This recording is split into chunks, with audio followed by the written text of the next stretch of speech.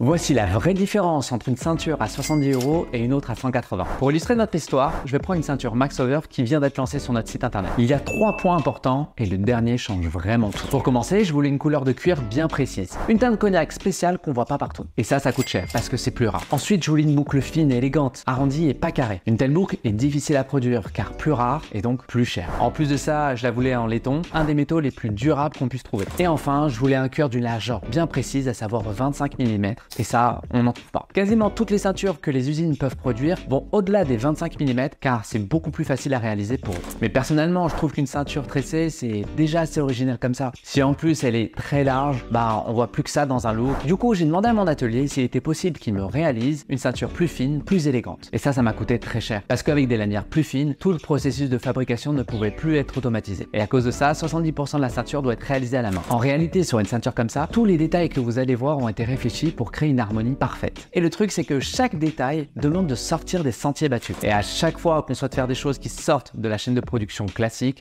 ça coûte bonbon. Mais pour moi, c'est tous ces petits détails qui, mis bout à bout, donneront un petit je ne sais quoi à votre look.